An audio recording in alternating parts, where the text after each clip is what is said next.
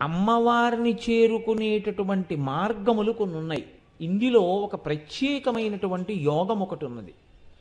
ఆ యోగం పేరు నువ్వు ఉచ్చారణ కూడా చెయ్యడంలో చాలా జాగ్రత్తగా ఉండి ఉచ్చరించు అని చెప్పారు చంద్రశేఖర పరమాచార్య. నా సొంత మాట ఇందులో నేనేమీ చెప్పట్లేదు. పరమాచార్యుల వారు చెప్పిన మాటలు మీకు చెప్తున్నాను. ఎన్నడూ చక్రముల జోలికి వెళ్ళవద్దు, ఎన్నడూ కుండలిని యోగమన్న మాట ప్రస్తావన చెయ్యవద్దు. ఎందుకు చెయ్యవద్దు అని చెప్తారో తెలుసా అండి? బాగా జ్ఞాపకం పెట్టుకోండి. ఈ మాటలు నావి కావు, సాక్షాత్ చంద్రశేఖర పరమాచార్యుల వారి మాటలు నేను చెప్తున్నాను. చాలామంది దెబ్బ తినడానికి కారణం ఏమిటి? రెండే. ఒకటి, తెలిసో తెలియకో కుండలిని యోగం యొక్క జోలికి వెళ్ళడం. కుండలిని యోగం మీరు హ్యాండిల్ చేయలేరు. పరమ సత్యం చెప్తున్నాను నేను. కొన్ని కోట్ల కోట్ల కోట్ల మందిలో ఏ ఒక్కరో కుండలిని యోగం చేయగలరు. కుండలిని యోగం ఒక జీవిత పర్యంతం చేసినా సరే అసలు మీరు దానిలో పతాక స్థాయికి వెళ్ళగలరన్న నమ్మకం చాలా కష్టం. ఎందుకో తెలుసా అండి? దాని యందు అలసట లేని రీతిలో ఎంత సాధనో చేయవలసి ఉంటుంది. ఇంత సాధన చేస్తున్నా దాని వలన కొన్ని శక్తులు కానీ సిద్ధులు కానీ కలుగుతుంటే వాటికి మీరు తాదాత్మ్యత పొంది వాటికి లోనైపోకుండా మిమ్మల్ని మీరు నిలదొక్కుకోవాలి. నిలదొక్కున్న ఆ కుండలిని పైకి పంపి కిందకి తీసుకురావడంలో ఏదైనా తేడా కానీ వచ్చిందో ఇబ్బందులు వస్తాయి. కాబట్టి ఆ చక్రముల గురించి కానీ ఆ యోగము గురించి కానీ ఎవరు మాట్లాడవలసి ఉంటుంది, ఎవరు వినవలసి ఉంటుంది అంటే దాని యందు పరమసిద్ధుడైనటువంటి గురువు కోట్ల కోట్ల కోట్ల మందిలో ఏ ఒక్కరికో ఉపదేశం చేస్తారు. ఆ ఉపదేశం కూడా ఎలా ఉంటుందంటే అది మంత్రంలా ఉండదు. గురువుగారు శిష్యుడు కలిసి కొన్ని సంవత్సరముల పాటు అభ్యాసం చేయాలి. అది నోటితో శిష్యుడు చెప్పడానికి ఉండదు, నేను ఇప్పుడు ఈ అవస్థలో ఉన్నానని. శిష్యుడు కూర్చొని ఉండగా శిష్యుణ్ణి చూస్తూ గురువు గుర్తుపట్టాలి ఇప్పుడు ఈ స్థితిలో ఉన్నాడని. గుర్తుపట్టి అవసరమైతే ఆదుకుని అతన్ని రక్షించి అతను ఏ స్థితిలో ఉన్నాడో ఆ స్థితి నుంచి భద్రమైన స్థితిలోకి తీసుకురావాలి. అంత సమర్థుడైనటువంటి గురువు పక్కన ఉండాలి. పక్కన ఉంటే తప్ప కుండలిని యోగం మీరు చెయ్యలేరు. కానీ ఇవాళ ఆశ్చర్యకరమైన విషయం ఏమిటంటే దీని గురించే ఎక్కువగా మాటలు వినపడుతున్నాయి. అది అంత తేలికైన విషయం కాదు అని మీరు విశాల హృదయముతో గమనించెదరుగాక. ఒక జీవితము సరిపోతుందని నేను అనుకోవట్లేదు. ఈ మాటలు నావి అని కూడా మీరు అనుకోవద్దు. ఇవి సాక్షాత్ చంద్రశేఖర పరమాచార్య స్వామి వారి యొక్క మాటలు. మీరు అమ్మవారిని ఆరాధించడంలో సాధారణంగా రెండిటికి దూరంగా ఉంటే చాలా చాలా మంచిది. ఏవో తెలుసా అండి? ఒకటి కుండలిని యోగం, రెండు శ్రీచక్రమును ఆరాధించుట. ఈ రెండూ మీరు చేయకుండా ఉండడమే ఎప్పుడూ మంచిది. మీరనగా నాతో కలిపే. ఎందుకు ఈ మాట చెప్తున్నాను? శ్రీచక్రాన్ని మీరు హ్యాండిల్ చెయ్యలేరు. కాబట్టి కొన్ని నామాలు అసలు చెప్పవద్దు అని చెప్పారు పెద్దలు.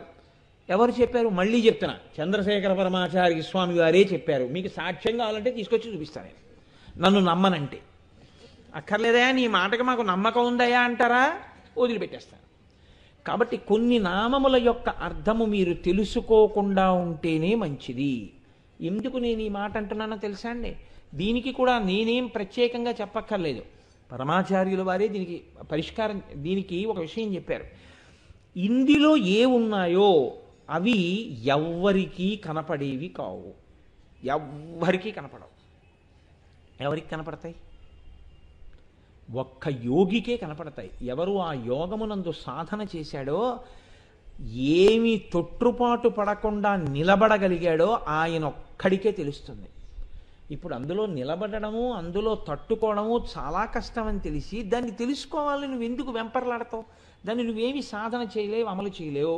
పైగా ఒక ఇబ్బంది ఉంటుంది. ఒక సభలో మీరు చెప్పారనుకోండి, చెప్పిన తర్వాత అందులో ఎవరో ఒక వెర్రైన బయలుదేరి ఇది నేను చేసేయగలను అనుకుని ఏదైనా ప్రయత్నం చేశాడనుకోండి, చేస్తే ఇబ్బంది వచ్చిందనుకోండి, ఎవరు రక్షిస్తారు ఆయన్ని? నువ్వు రక్షించగలవా? నువ్వు వెళ్ళి కూర్చుంటావా ఆయన పక్కన? కూర్చుంటే సరిపోతుందా? సంవత్సరాల తరబడి కూర్చోవాలి ఆయన పక్కన.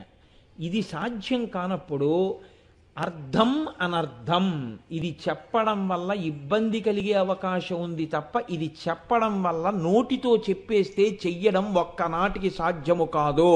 కాబట్టి కుండలిని యోగము గురించి బహిరంగ వేదికలలో మాట్లాడవద్దు. పరమాచార్య అయితే అసలు ఏం చెప్పారో తెలుసా అండి? షట్చక్రముల పేర్లు ఉచ్చరించవద్దని చెప్పారు. నువ్వు ఆ చక్రాల పేర్లు మాట్లాడకెప్పుడు. పుస్తకాలు ప్రింట్ వేయించి నీకు ఉన్న శక్తిని, నీకు ఉన్న జ్ఞానాన్ని, నీకు తెలుసు కాబట్టి ఆ చక్రాల గురించి నువ్వు తెలుసుకున్నవి పుస్తకాలు రాసి పంచిపెట్టవద్దని చెప్పారు. ఇవన్నీ మీకు కావాలంటే నేను సాక్ష్యాలతో పుస్తకాలు పరమాచార్య ప్రసంగాలు తీసుకొచ్చి చూపిస్తాను. పరమాచార్య మాట నాకు శిరోధార్యం, ఆయనంటే నాకు అంత గౌరవం. కాబట్టే నేను ఆయా నామములు ఏవి ఉన్నాయో ఆ నామములను వదిలిపెట్టేస్తాను. నేను ఆ నామములను స్పృశించను. ఇప్పుడు చెప్పండి, నేను ఆ నామములను విడిచిపెట్టేస్తే నేను దోషము చేసిన వాణ్ణా, నేను మర్యాద పాటించిన వాణ్ణా?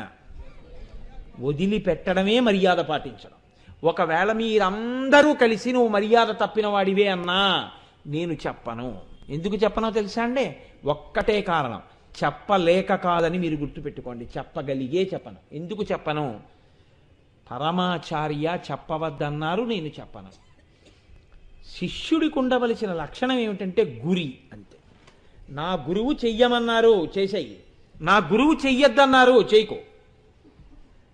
నేను తెల్లవారి లేస్తే ఆయన పాదాలకు నమస్కారం చేస్తాను. తెల్లవారి లేస్తే ఆయన పేరు చెప్తే నాకు ప్రాణం. అటువంటి మహాపురుషుడు వద్దన్న పని నేను ఎలా చేస్తాను? అందుకే నేను చెప్పనన్నాను. కానీ నామములుగా మిమ్మల్ని చదవద్దని నేను చెప్పడం మాత్రం లేదు. మీరు నామములుగా దాన్ని పలకవచ్చు, ఏమీ తప్పులేదు. కానీ ఏమయ్యా ఇంత దూరం వచ్చేసాం కాబట్టి నీతో మాట చెప్తాం. సరే ఇవన్నీ చెప్పావు బాగానే ఉందనుకో, అందులో ఏదో ఇబ్బంది ఉందయా, అవన్నీ నువ్వు తట్టుకోలేవు, అవన్నీ నువ్వు చేసేవి కావు, అవంతా తేలిక కాదు అంటున్నావు కదా. తేలిక కాదన్న విషయాన్ని గమనించగలిగినటువంటి సమర్థత మాత్రం మాకుంది. ఎందుకని అంటే ఇదంత తేలిక కాదు అని మేము గ్రహించగలం. అందుకని నువ్వు ఆ నామాలన్నింటినీ కలిపి ఒక్క 4-5 వాక్యాలలో దాని గురించి 1-2 మాటలుగా చెప్పి వదిలిపెట్టేసేయి చాలు.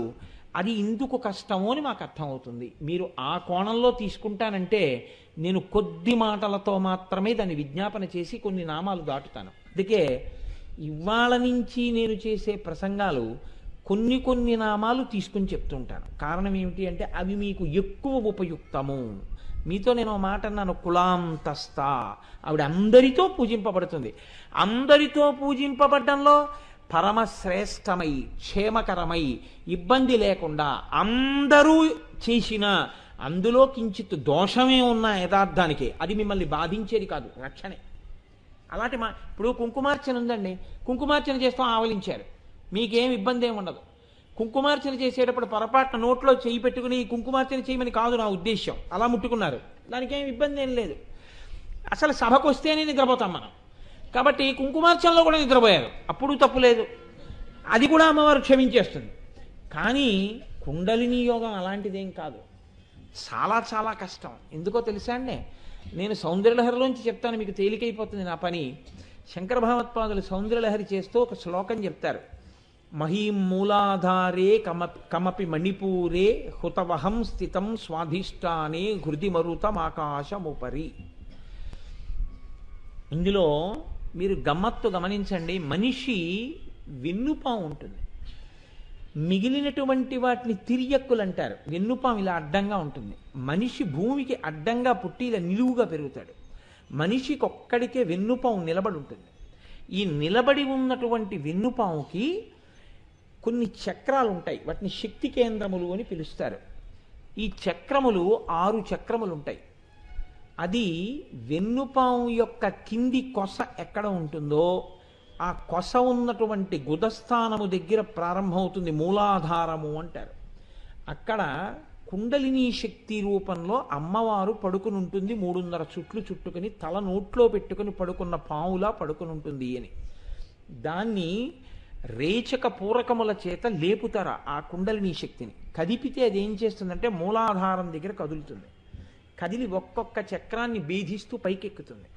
ఆ పైకి ఎక్కేటప్పుడు ఆ ఒక్కొక్క చక్రాన్ని మూలాధారము, మూలాధారంలోంచి స్వాధిష్టానము, స్వాధిష్టానంలోంచి మణిపూరము, మణిపూరంలోంచి అనాహతము, అనాహతములోంచి విశుద్ధి, విశుద్ధిలోంచి ఆజ్ఞ, ఆజ్ఞని భేదించిన తర్వాత సహస్రారంలోకి వెళ్ళిపోతుంది.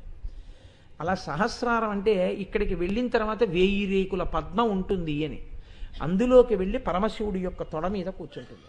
అలా కూర్చున్నప్పుడు ఏమవుతుంది అంటే అక్కడ ఘనీభవించినటువంటి అమృతమండలం కరిగిపోయి లోపల ఉన్నటువంటి 72,000 నాడుల మీద యోగికి అమృత వృష్టి పడుతుంది. అమృతంతో తడిసిపోతాడు. ఈ కుండలిని పైకి ఎక్కడం, అదే గుదస్థానము దగ్గర మూలాధార చక్రం ఉంటే అక్కడ పడుకున్నటువంటి కుండలిని పైకి లేచి మూలాధారం దగ్గర నుంచి స్వాధిష్టానానికి వస్తుంది. అంటే నాభికి మూలాధారానికి మధ్యలో ఉంటుంది స్వాధిష్టానం. ఆ స్వాధిష్టానాన్ని కూడా దాటింది అనుకోండి, అక్కడికి వస్తుంది, ఆ మణిపూరక చక్రం దగ్గరికి వస్తుంది. నాభీస్థానం దగ్గర ఎర్రటి కాంతులతో మెరుస్తూ ఉంటుంది ఆ చక్రం అని. నాభీ చక్రాన్ని కూడా భేదించి పైకెక్కింది అనుకోండి, అనాహతానికి వస్తుంది. అనాహతం అంటే గుండెల దగ్గర ఉంటుంది. ఆ చక్రాన్ని కూడా దాటుతుంది, విశుద్ధి అంటారు, కంఠం దగ్గర ఉంటుంది. ఇది కూడా దాటింది అనుకోండి, ఆజ్ఞ అంటారు, కనుబొమ్మల మధ్యలోకి వస్తుంది. ఇది కూడా దాటింది అనుకోండి, సహస్రారంలోకి వెళుతుంది.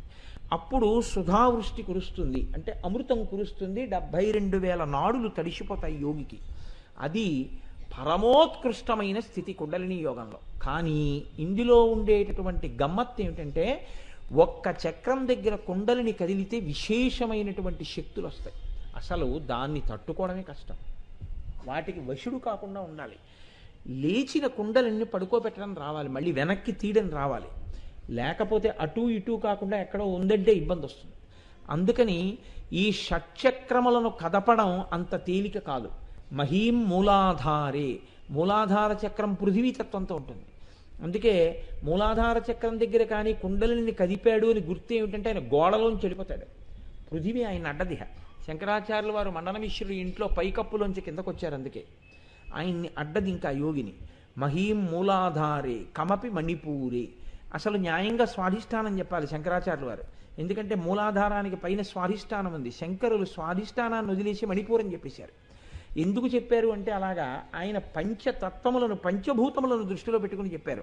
పృథివీ ఆపస్, పృథివీ తర్వాత నీరు చెప్పాలి.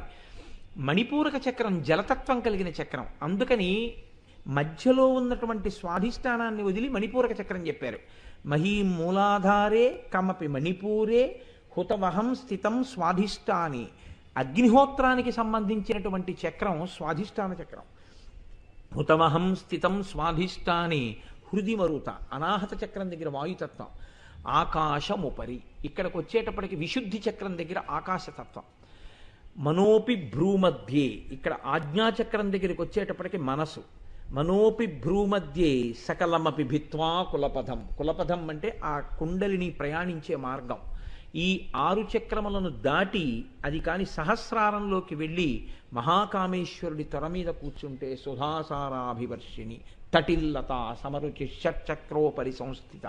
అప్పుడు ఆవిడ 6 చక్రములు దాటి ఇక్కడ కూర్చుంటుంది. మళ్ళీ అంత జాగ్రత్తగాను వెనక్కొచ్చి కింద మూలాధారంలో పడుకోవాలి. ఇది నోటి మాటలతో చెప్పినంత తేలిక సాధన అని మీకేమైనా అనిపిస్తోందా? అలా అనిపిస్తోందా మీకేమన్నా? అసలు ఆ 6 చక్రాలు ఎక్కడెక్కడున్నాయో ఆ చక్రాలు మీకు ఇంకో గొప్పతనం ఏమిటో తెలుసా అండి? అది మీకు కత్తితో కోసి ఆపరేట్ చేసినా చక్రం కనపడదు. అసలు ఆ చక్రములను యోగం చేత గుర్తిస్తారంతే. అందుకని అవి పైకి కనపడేవేం కావు. అసలు ఇక్కడ ఉందిరా నీకు ఆ చక్రం అని చెప్పడం కూడా కుదరదు. ఆ చక్రాలకి శుద్ధి అన్న మాట ఏమి ఉండదు. చక్రాలు ఎప్పుడూ శుద్ధిగానే ఉంటాయి.